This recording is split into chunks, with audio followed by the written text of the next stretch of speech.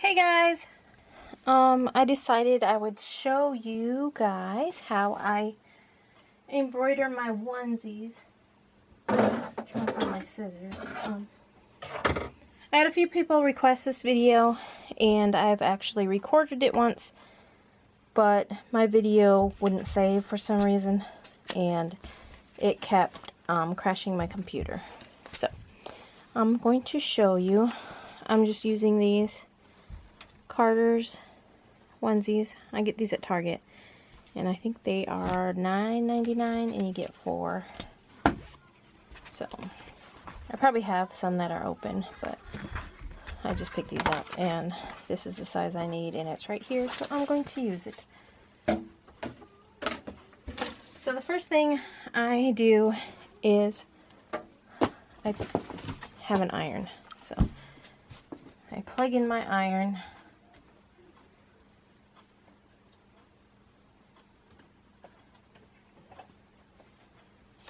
Let that heat up. So what I'm going to be making today is a 12-month short sleeve onesie. And it's going to be an owl. My first owl. This is a rush order. Somebody in Australia ordered this, so. Now I probably do things a lot differently than most people, but I do what works for me, and I think that when you do something like this, when you're making tutus, when you're making onesies, when you're making hair bows, you find what works for you. And you might learn something from someone else, but tweak it so it fits you, if that makes any sense. So, first thing I do is I turn my onesie inside out. I'm just going to iron it. It's got some wrinkles. Okay. So I turn it inside out, and I make sure the back is facing me, and I will fold it in half. And what I am doing is basically finding the direct center. And I will iron it. That way it's perfectly in the middle.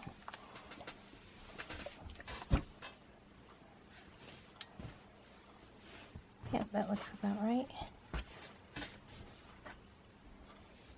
Put that back.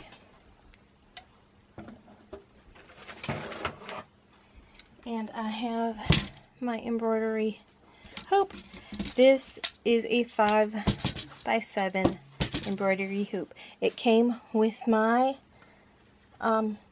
embroidery machine. I have a Brother PE-770. I've had it, it'll be almost 3 years come this spring. And it came with one of these. Now,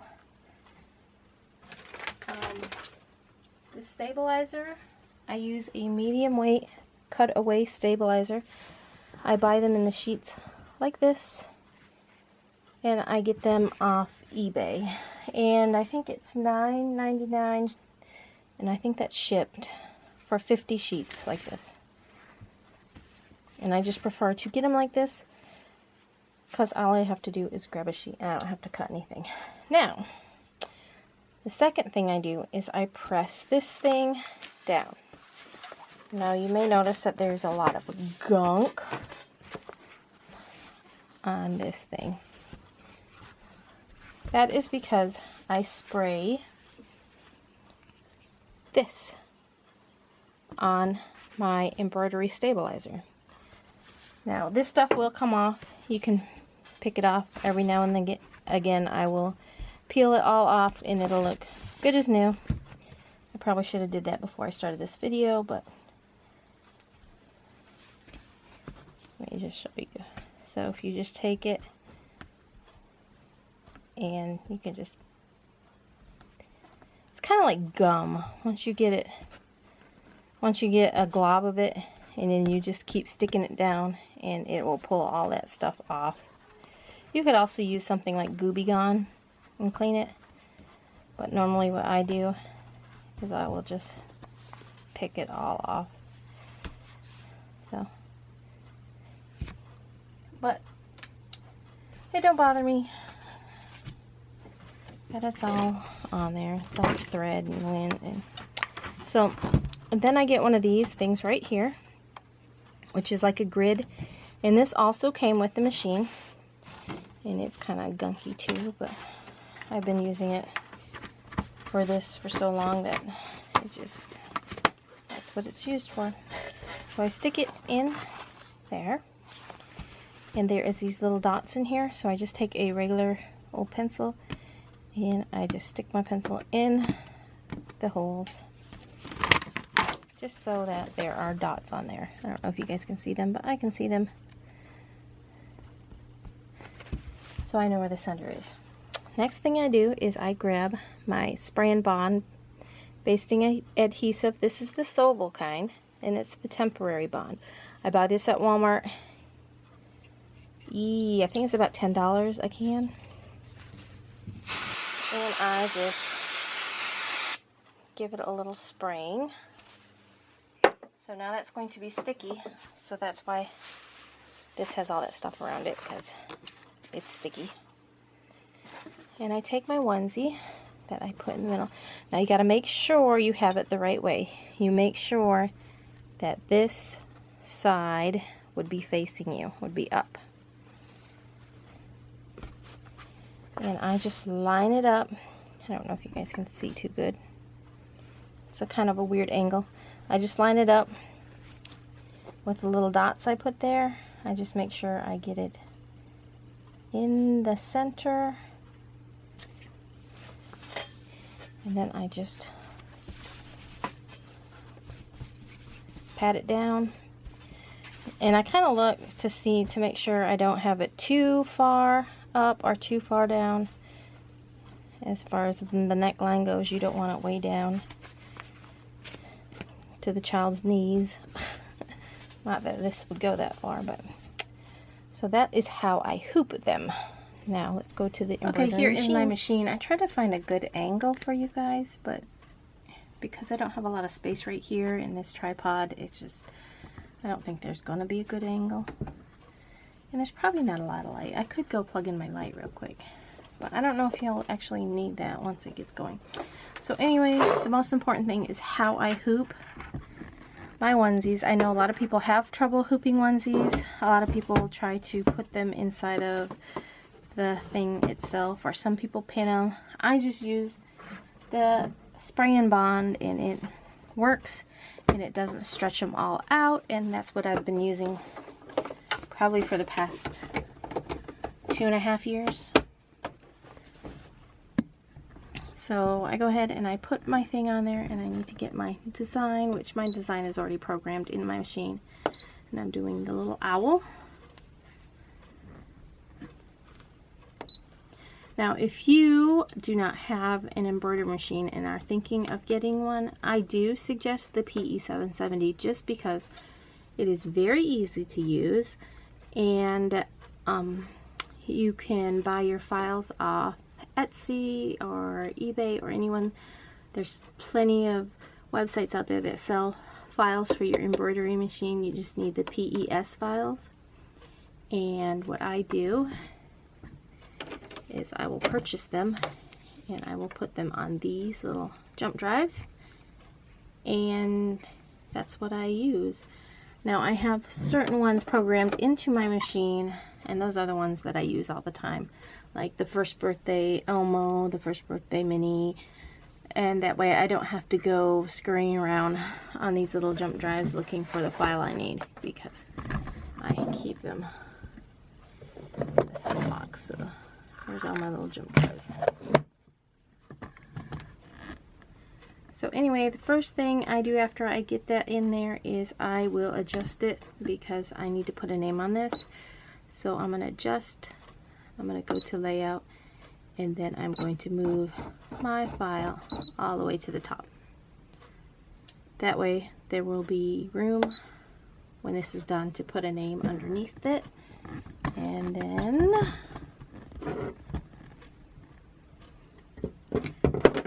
I don't know how much I will actually show you of this, because, you know, some of it's just boring. And I don't want this video to be super long. So, oh, the next thing I have to have is my thread. In this one, I start out with lime. I'm going to go ahead and thread my machine. And threading this machine is really simple as well. And it has the automatic threader, which I love. Okay, so once you get it, let me see if I can point it straight on. There we go. So once you get that on, you're going to lower your foot and you are going to start.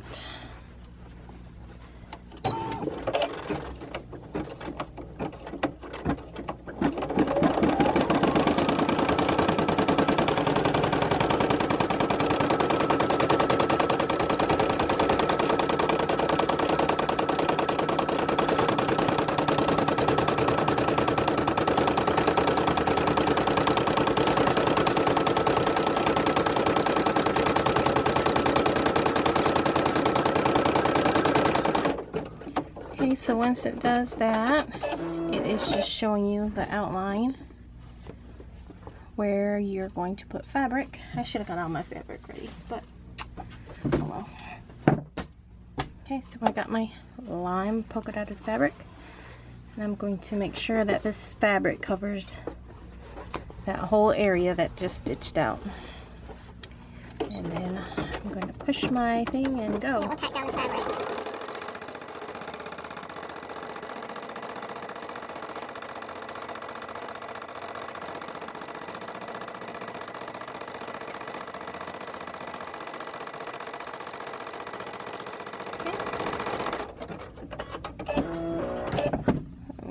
Aside. So once it gets done tacking down the fabric, you're going to have to pull your embroidery hoop off, and you're going to have to trim this fabric around the stitches. Before I had an embroidery machine, I always wondered how they did this. Because I thought, how does it get the different fabrics on there? What do you gotta do to do that?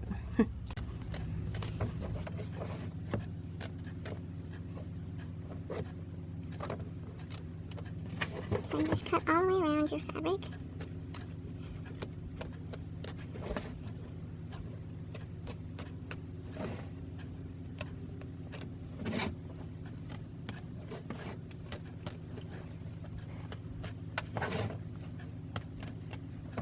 And that's that. So I cut all the way around the fabric.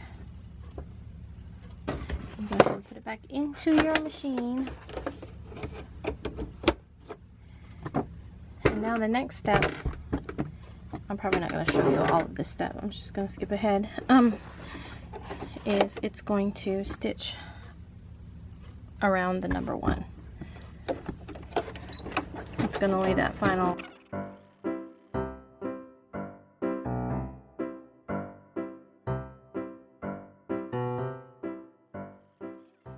It has stitched all that it's going to stitch of the green around the 1, and now I have to change my thread. So I need to put brown down. There we go.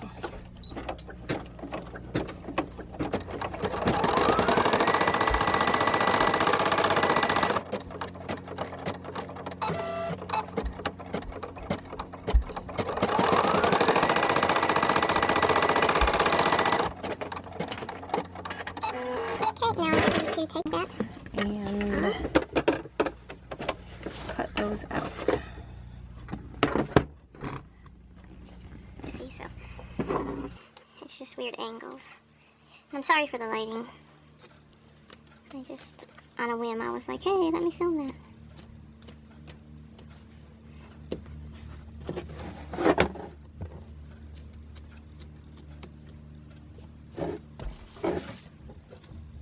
I just thought for a second, I hope I'm doing the right size.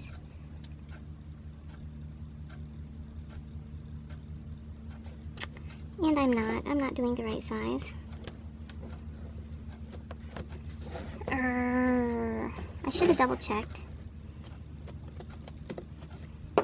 Anyway. finish this one. Right.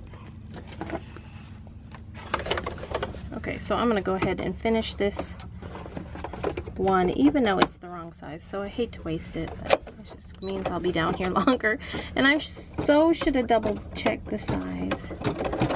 Okay, so now that we've got the wings put on and it did the stitch around it, I need to change my thread. And this time I am going with a light.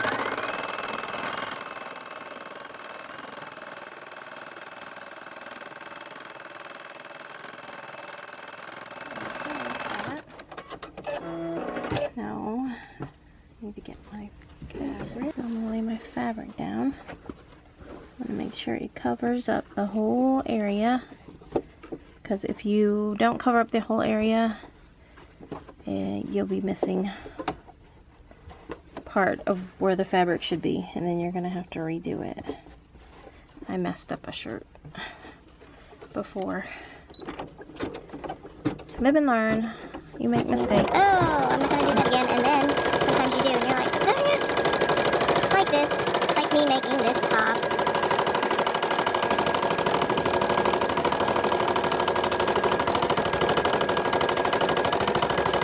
I should have double checked my size, but I didn't. It's okay though. I know I'll sell this eventually, so. So again, after it tacks down your fabric, you go ahead and cut it out.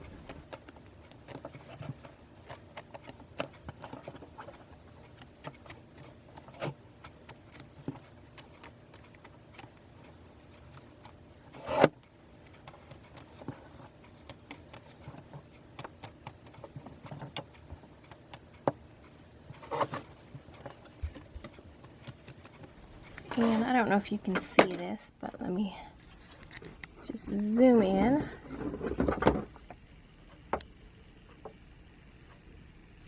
Of course, it's going to get all fuzzy now. Okay, where that fabric right there. There we go. Is it zooming in on it? I don't even know. This camera's kind of touchy. Okay, where that little fabric is hanging off, if I don't cut that, it's going to leave a lot of like shards of thread sticking out. So I want to make sure I get that cut off, so that way it doesn't do that. So go ahead and put it back on your machine, and now it will put the thick thread around the owl.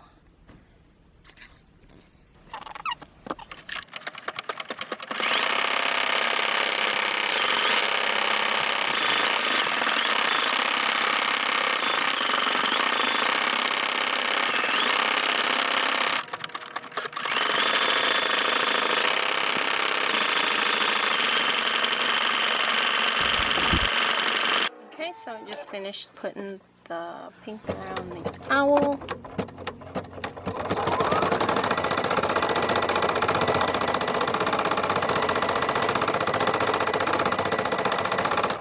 So I just outlined where it's going to put some eyeballs, and I do them in yellow.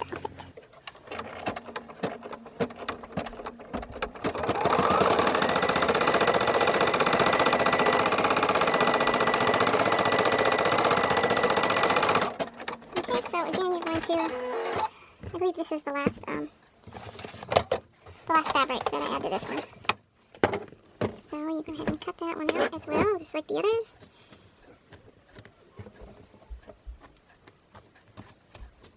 And what I like to do is, while I'm doing this, I will sit down here and watch vlogs. I'll either use my headphones to listen to them, or I have this little bullet here with a speaker, and it's hooked up, so that way I can hear over the machine. But normally I would be using right here, my headphones, which are somewhere here, they're buried. Okay, so now that you got your next fabric put on there, I almost forgot to film this part. It's just I had to change my thread. I put black thread in there, and so now it's just stitching out the eyeballs. So I'll show you when it's done. Okay, so it just stitched out the eyeballs. And now I need to change the thread. Put white on. Okay, now I need to change the color again. And this time it is orange, and it's going to do like the beak and the little feet. Okay guys, so now that this is the last step, and I changed out my thread to brown, and it's going to do the little, I don't know what they would be, feathers, ruffles, I don't know, on the owl.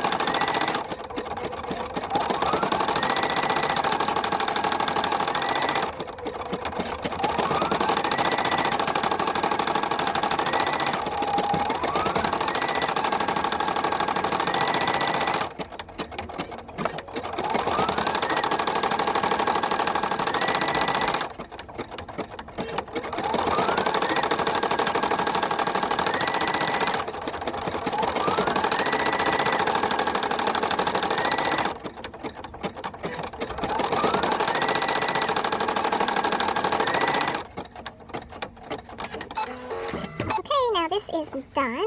I will go ahead and take everything off and show you what I Okay, normally I would just kind of trim up any of the loose threads. Getting them all isn't important to me because most of them get covered up anyway with the backing I put on it to cover, what is it called, Tender Touch. I buy it at Joann's. I don't think I have a package, otherwise I would show you the packaging. I guess it's already gotten thrown out, emptied out of my trash, but I just bought some. Oh no, it's still up there. Okay, I'll show you that in a minute. So I just kind of trim up any of these loose threads. I just kind of trim as much as I can. I'm not very, I guess you would say, anal about getting every last one. And another thing I use is a lint roller because it's so easy just to kind of chop them off and do like that. There's another long one. I want to get that one. So I'll go ahead and take it off the hoop. Now this is cutaway.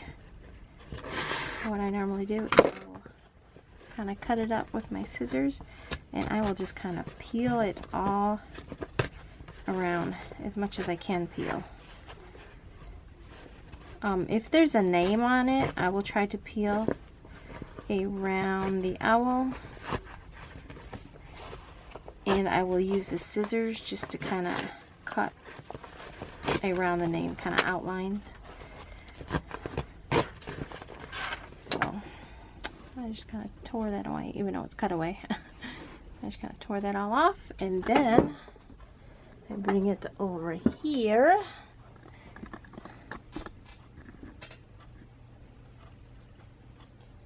You know, it's a shame I did this on the wrong size, because I could have put the name on this and I could be done with this order. Now I have to stay down here and make it again. I'm hunting my scissors. There they are. Okay, this is what I buy at, what's coming out, at Joann's. It is the Sulky brand. It is the Tender Touch, an iron-on cover stitch or stabilizer. I didn't know you can use this as a stabilizer, but anyway, and it looks like that. But I actually have some. I was running low, so that's why I went out and bought that. And that stuff runs, I think it's either $17.99 or $16.99 for the, how much is on here? 9 yards. So it's 8 inches by 9 yards. there you go. And so I just kind of cut a piece. This is a little crooked on one side, so I'm going to just kind of roll it up and make sure it's even. So you want to cut a piece off that will cover the thing. And what I normally do is I will go ahead and hit it one more time with a lint roller, because any little pieces of thread that are in there are going to be stuck in there. So go ahead and lay that on there. And it says for this thing that I forgot what.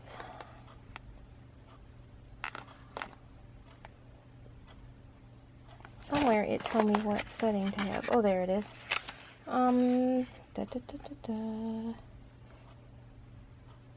Use iron set at 250 to 270, which is the wool setting on most irons, but I always have mine on cotton. So let me turn it down a little bit. So right now I'm just gonna leave it on cotton. But I have had it too hot before. If it's too hot, it will melt this, and it'll just, then you'll have to peel it off. It doesn't actually ruin it or anything, but you'll just have to peel it off and start over. So then you just take your iron and make sure it's not on the steam setting.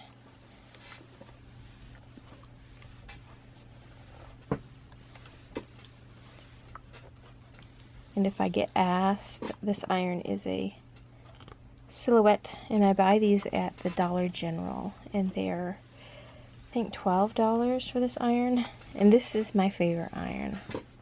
I don't like anything that's real fancy with, although they do have one there that has an automatic thing where it'll turn off.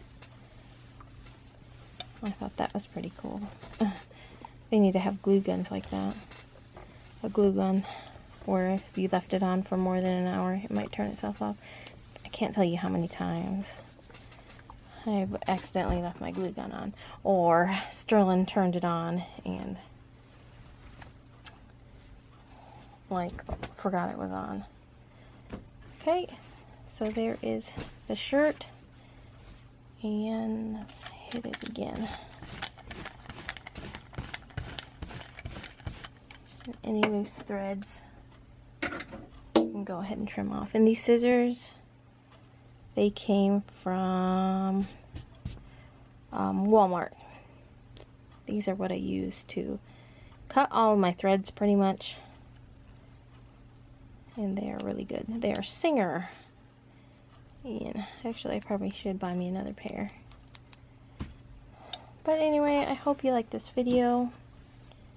Go ahead and give it a thumbs up. Make sure you subscribe. I do daily vlogs every day where I vlog my life and I vlog what I'm making, and I show new things like this, but I think I'm going to put this in a separate video by itself, so yeah.